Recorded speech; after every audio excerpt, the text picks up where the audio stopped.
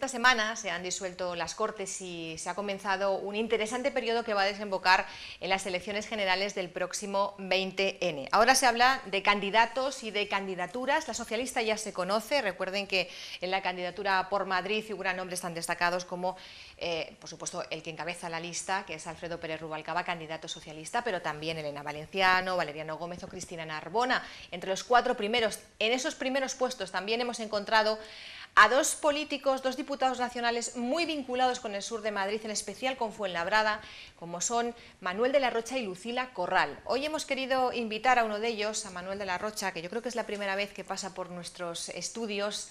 Él es abogado y además en esta legislatura ha sido también diputado nacional. Va a repetir en esta próxima campaña, bueno, esta próxima legislatura que empezará a partir del 20N. Le damos ya la bienvenida. Muy buenas, señor de la Rocha. Buenas tardes. Bueno, yo quería preguntarle por esta lista que se ha conocido, se presentó ya la pasada semana. ¿Cómo la definiría? Porque hay muchos nombres propios de peso, tanto de Madrid como de otros La lista de Madrid del Partido Socialista siempre es una lista que tiene que mezclar y equilibrar los candidatos, digamos, nacionales o estatales, el candidato a presidente del gobierno, los que pueden figurar en un gobierno futuro, y los candidatos más específicamente madrileños del Partido Socialista de Madrid. Yo creo que desde ese punto de vista es una lista equilibrada, se ha hecho al final con un razonable consenso, y además también compensa y equilibra los temas de género, mujeres y hombres, las edades, jóvenes y veteranos, sobre todo veteranos y gente que empieza a rodar en política. Yo creo que es una buena lista para una campaña que esperamos que tenga buen resultado. ¿Sabe usted que los periodistas, que somos a veces así de puntillosos, hemos resaltado, en muchos medios se ha resaltado cuando se ha visto la lista, fíjate, pues los nombres que propuso, los nombres potentes para ir en los primeros puestos que propuso Tomás Gómez, secretario general de los socialistas, se han aceptado todos. Esto, pues claro, ya se ha interpretado, bueno, pues esto es que se han cerrado heridas, esto es que se ha llegado a un consenso, bueno, pues como era lógico. Esto de las heridas, que sé que es lo que más les duele a ustedes cuando se habla de ello. Yo creo que no son heridas, pero es verdad que las primarias en Madrid para elegir secretario general, cuando fue elegido Tomás Gómez y cuando fue candidato luego las primarias a presidente de la Comunidad de Madrid, pues significaron una división en el seno del socialismo madrileño, pero a mí me parece que eso está cerrado y superado hace ya mucho tiempo. Y efectivamente el acuerdo que aquí se ha producido entre, por una parte, la Comisión Ejecutiva Federal, es decir, Pepe Blanco y el propio candidato Alfredo Pérez Rubalcaba, que apoyaron en aquel momento a Trinidad Gómez, frente a Tomás, a Trinidad Jiménez, frente a Tomás, pues yo creo que esa división se ha superado felizmente y este acuerdo es una buena expresión de esa situación hoy apacible, si que vale la expresión que tenemos en los socialistas madrileños. ¿Cómo ve usted esta campaña electoral? Usted que ha vivido tantas campañas en diferentes momentos de su vida y desde diferente óptica, como alcalde, como diputado, ¿cómo ve esta, que tiene además como telón de fondo una crisis económica que algunos dicen que va a ser factor determinante a la hora de que el ciudadano deposite su voto en las urnas? Pues yo creo que esta campaña va a ser muy determinante, porque las encuestas vienen diciendo que el Partido Popular está por delante, unas que está muy por delante, otras que está bastante por delante, consecuencia de que esta crisis económica mundial y también española pues ha quemado, si vale la expresión, al gobierno y por tanto al partido que apoya al gobierno. Pero va a ser una campaña importante porque en ella va a haber no solo que dar voces o que repetir eslóganes, sino que razonar, que explicar por qué esta crisis, qué medidas se han adoptado, qué medidas se van a adoptar. El PP tiene mucho que decir, nos tiene que decir cómo quiere afrontar la situación financiera y económica española y ya vamos viendo cómo allí donde empiezan a mandar en algunas comunidades autónomas lo que están haciendo pura y simplemente son recortes en educación, en sanidad, para las farmacias, en muchos ámbitos. Y los ciudadanos tendrán que optar y deberán hacerlo no tanto con el corazón como con la razón, también con el corazón, pero en estas elecciones mucho con la razón. Ha mencionado usted la palabra encuestas, que en este periodo, pues claro, son noticias sí o sí, y en estos días han aparecido algunas que daban una ventaja al Partido Popular en relación con el PSOE considerable, se hablaba incluso de mayorías absolutas. ¿Qué valoración le merece este tipo de encuestas? Las encuestas siempre hay que leerlas con respeto y con cuidado. pero las encuestas representan el estado emocional de la ciudadanía en un momento concreto y no responden tanto a la reflexión final del día de las elecciones. Yo creo que estas encuestas hay que tenerlas en cuenta, pero que el resultado final va a cambiar muy sustancialmente respecto de lo que están diciendo las encuestas. Me gustaría, ya que está con nosotros hoy, preguntarle sobre algunos asuntos de actualidad que además, quizá porque estamos también ya en pre-campaña, pues se empiezan a debatir cada vez más. Por ejemplo, la pasada semana, el pasado fin de semana, un grupo de presos de Tarras elaboró un comunicado, todos conocemos hacia dónde iba esa postura. Se ha dicho que, algunos sectores han dicho que este comunicado podría marcar un camino al fin de la banda. ¿A usted qué le parece? Yo creo que estamos en la parte final, en la fase final de la vida de ETA. ETA está desapareciendo, hay quien resiste todavía para no desaparecer del todo. Y esto es el resultado del esfuerzo colectivo del gobierno, de las fuerzas políticas democráticas, de los jueces, de la policía, de las relaciones con otros países. Y es lo primero que hay que recalcar. Y este comunicado de los presos de ETA va en esa dirección. Ellos mismos se dan cuenta que la violencia no les lleva a ninguna parte, nada más que a la cárcel donde están, que les lleva a la angustia personal y que al País Vasco tampoco le da ninguna salida. A mí me parece que hay que verlo de forma positiva, pero al mismo tiempo hay que reiterar, con prudencia, que ese final de ETA no va a ser nunca un final, ni puede ser nunca un final sin vencedores ni vencidos. Claro, si ahí está un poco el quid de la cuestión en muchas de las críticas, ¿no?, que se hacían. Las víctimas de la violencia de ETA tienen que ser el eje central de la reconstrucción de la convivencia en el País Vasco y fuera del País Vasco. Un país en el que las víctimas quedaran marginadas o excluidas o secundarizadas sería un país en el que la superación de la violencia no estaría suficiente y razonablemente hecha. Y esto es algo que el mundo de ETA no quiere, o parece no querer, porque hay otros presos que sí están, aunque sean muy pocos, pidiendo perdón a las víctimas. Creo que tenemos pronto el final de ETA, lo veremos en los próximos tiempos, pero que hace falta un relato, fortalecer el relato de las víctimas. Cambiando de asunto, pero también muy pegados a la actualidad, el pasado martes se conoció que el Tribunal Superior de Justicia de Madrid anulaba la fianza de 15 millones de euros impuesta al señor Correa por el caso Gürtel. Yo le quería preguntar si cree usted que este punto de inflexión puede suponer o puede reactivar este caso y en qué medida puede tener alguna influencia en las próximas elecciones, o ya está todo saldado. El caso Gürtel es, sin duda, el escándalo político más grave de toda la democracia, que afecta a un partido político, afecta a muchos territorios y a muchas administraciones públicas.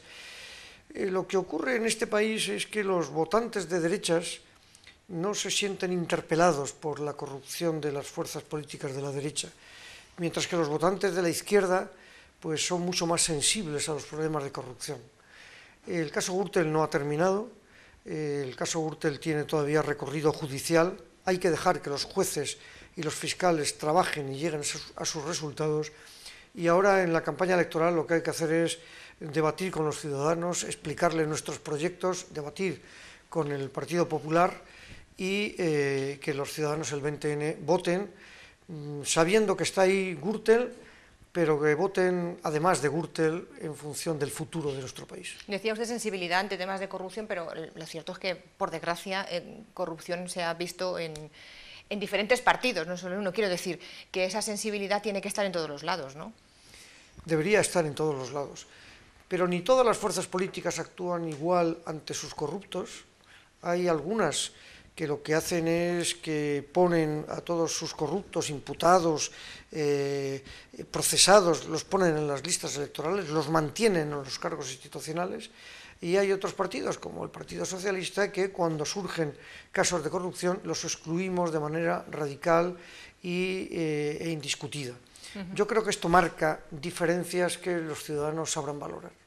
Yo quería aprovechar que tenemos aquí, como decía, pues a un diputado nacional, pero también a un exalcalde de Fuenlabrada. Fue, como decíamos al comienzo de la entrevista, el primer alcalde democrático que tuvo esta ciudad, o sea que usted conoce el municipalismo también de cerca.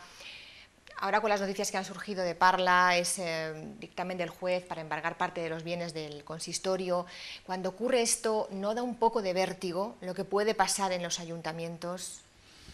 Bueno, son dos cosas distintas. Los ayuntamientos y todas las administraciones públicas en España están sufriendo la crisis económica y, por tanto, están viendo cómo sus recursos han disminuido, todavía van a ser escasos y durante algunos años, y por tanto tienen problemas de dificultades para pagar y de reclamaciones de ciudadanos que con toda legitimidad llegan a los tribunales. Pero a mí me gustaría, esa invitación que me hace en la primera parte de la pregunta, hacer un enfoque distinto. Yo fui alcalde de Fuenlabrada en final de los años 70, principios de los años 80, los primeros ayuntamientos democráticos, y creo poder decir con satisfacción que esta ciudad, y el sur de Madrid en general, pero que esta ciudad ha dado un cambio radical. Un cambio producido por la democracia, producido por una gestión muy solvente de los ayuntamientos, gestionados por los socialistas, que siguen manteniendo un vínculo con la ciudadanía enormemente potente. Es el ayuntamiento de más de 100.000 habitantes donde el Partido Socialista ha sacado un porcentaje de apoyo mayor de toda España. Y esto no es una cuestión de un alcalde o un concejal, sino de toda una trayectoria, de toda una manera de entender las relaciones con los vecinos y de todo un éxito de ciudad colectiva. Eso lo ha dicho siempre Manuel Robles. Yo estoy recordando esas palabras en boca del actual alcalde. Sí. Perdón, continúe. Manuel Robles, que es un gran alcalde de Fuenlabrada y lo será todavía por mucho tiempo, y que expresan efectivamente lo que yo creo que es la verdad. Aquí hay un contrato entre el Partido Socialista y los ciudadanos muy sólidamente gestionado y trabajado, que da resultados muy buenos para los ciudadanos. Pero entonces, en la segunda parte de mi pregunta, ahora le iba a preguntar yo por Fuenlabrada, pero estupendo, ya me ha hecho esa valoración que yo le iba a pedir, pero decía yo, eso del vértigo que nos da, lo que está pasando en Parla, bueno, es un ejemplo porque ha sido la última noticia, pero ¿no da un poco de miedo que a partir de ahora los ayuntamientos empiecen a tener problemas serios de verdad con sus deudas municipales? Los ayuntamientos vienen teniendo problemas serios de deudas desde hace mucho tiempo. El ayuntamiento más endeudado de toda España es el Ayuntamiento de Madrid, que lo que hizo hace 2 años fue poner una tasa de basuras de una media de 150 euros por vecino para recaudar más. Habrá dificultades en los ayuntamientos. Cuanto mejor gestionados estén, esas dificultades las sabrán resolver pues pactando con los acreedores y con la menor merma posible de los servicios públicos y de los servicios sociales.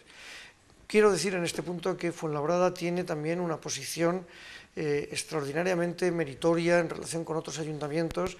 Es un ayuntamiento muy poco endeudado, a pesar de la buena gestión.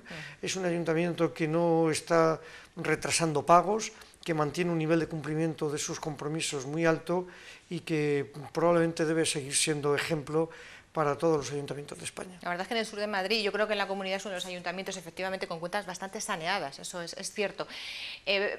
La entrevista termina porque no tenemos más tiempo, pero bueno, yo no me resisto a marcharme sin hacerle 2 preguntas breves, señor de la Rocha. Aquí poniéndonos un poquito melancólicos, cuando viene a Fuenlabrada, usted viene bastante a Fuenlabrada, sigue muy ligado a esta ciudad.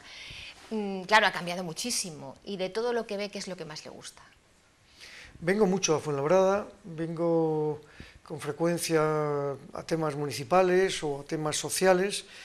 Yo creo que lo que más me gusta de Fuenlabrada es que es el municipio en el que los ciudadanos se sienten más identificados con su ciudad. Cuando a veces se hacen encuestas de la satisfacción que tienen los vecinos en relación con su municipio, la que hay en Fuenlabrada es muy alta. Y eso quiere decir que entre todos, los vecinos, el tejido asociativo, el ayuntamiento, muchas estructuras sociales y públicas están consiguiendo que la gente se sienta contenta. Y eso es el mayor éxito que se puede conseguir. Desde luego que sí. Un diputado nacional como usted, ahora mismo que las Cortes están disueltas, es que esto muchos ciudadanos nos lo preguntamos. ¿Y ahora ustedes qué función tienen ahora hasta que haya elecciones y se constituya un nuevo gobierno? Los que vamos a seguir en las listas, en las nuevas listas, y por tanto tenemos alta probabilidad de continuar, este mes y medio lo dedicaremos a la campaña electoral. Efectivamente, el lunes se firmó el decreto de disolución, el martes ya dejamos de ser diputados y ahora somos simplemente candidatos a diputados hasta el 20N, en que los ciudadanos dirán cuál será nuestro futuro personal. Bueno, pues candidato a diputado por el Partido Socialista, muchísimas gracias Manuel Rocha por haber estado con nosotros. Muchas gracias a ustedes. Cerramos aquí nuestra entrevista y nuestro tiempo de Madrid Sur al día. Llegan ahora las noticias y la actualidad del sur. Buenas tardes.